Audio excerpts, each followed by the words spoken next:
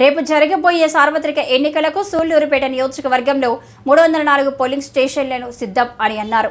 304 polling స్టేషన్లో sector ఆఫీసర్లు, route ఆఫీసర్లు, BLOస్ ఉన్నారని ఆర్డీఓ తెలిపారు. ఈ 304 పోలింగ్ స్టేషన్లో నీళ్ల వసతి, కరెంటు వసతి ఏర్పాటు చేశామని తెలిపారు. ఈ 304 పోలింగ్ స్టేషన్లకు 12వ తేదీ ఉదయం నుండి సాయంత్రం 6 లోపు ఎలక్షన్ సామగ్రితో సహా పోలింగ్ సిబ్బంది పోలింగ్ స్టేషన్లకు చేరుకుంటారని ఆర్డీఓ తెలిపారు.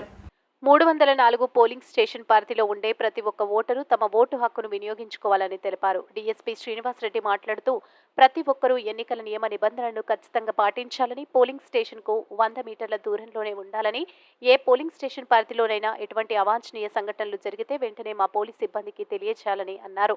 304 పోలింగ్ స్టేషన్ పరిధిలో ఉన్న ప్రతి ఒక్కరూ పోలింగ్ సిబ్బందికి సహకరించాలని, ఎన్నికల నిబంధనలను ఖచ్చితంగా పాటించాలని డీఎస్పీ శ్రీనివాసరెడ్డి అన్నారు. మీ అందరికీ తెలుసు, భారత ఎన్నికల సంఘం ఎన్నికల షెడ్యూల్ ప్రకటించింది. వివిధ దశలు పూర్తి చేసుకున్నాం. 13/5/2024 మనం ఎన్నికలకి వెళ్ళబోతున్నాం. ఆ రోజు సూళ్లూరుపేట నియోజకవర్గం 6 మండలాలు, 304 పోలింగ్ స్టేషన్లు ఉన్నాయి. 304 మంది BLOస్ ఉన్నారు. 44 సెక్టర్లలో వివిధ సెక్టర్ ఆఫీసర్లు, రూట్ ఆఫీసర్లు, BLOలు, సెక్టర్ పోలీస్ ఆఫీసర్లు తమ విధులు ఈ 304 పోలింగ్ స్టేషన్లలో తమ ఓటు హక్కును వినియోగించుకుంటారు. సరాసరి ప్రతి పోలింగ్ స్టేషన్కి 798 మంది ఓటర్లు తమ ఓటు హక్కును వినియోగించుకోవడం జరుగుతుంది.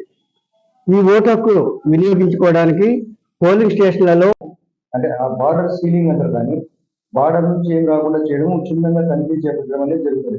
పై అధికారులు ఉత్తర మేరకు ఆల్రెడీ మా SP గారు మార్నింగ్ ఒక సెట్ కాన్ఫరెన్స్ గా నిర్వహించారు. దాంట్లో ఏం plan of action, deployment, post deployment plan ఉంటుంది, plan of action, police plan of action ఏంటి.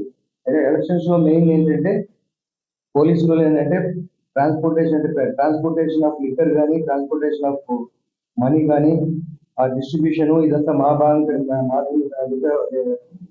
విధంగా భాగంగా వస్తుంది.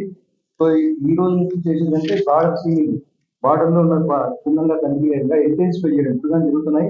ఎక్కడ అలాంటి మెటీరియల్ ఏదైనా ఎన్నికలకి విఘాతం కలిగించే మెటీరియల్ ఏదైనా కావచ్చు, డబ్బు కావచ్చు, లిక్కర్ కావచ్చు, గిఫ్ట్ కావచ్చు, ఎక్స్ప్లోజివ్ మెటీరియల్ కావచ్చు, ఏదైనా కానీ సో క్షుణ్ణంగా తనిఖీ చేపట్టాలనే ఆదేశం ఉన్నాయి. ఆ మేరకు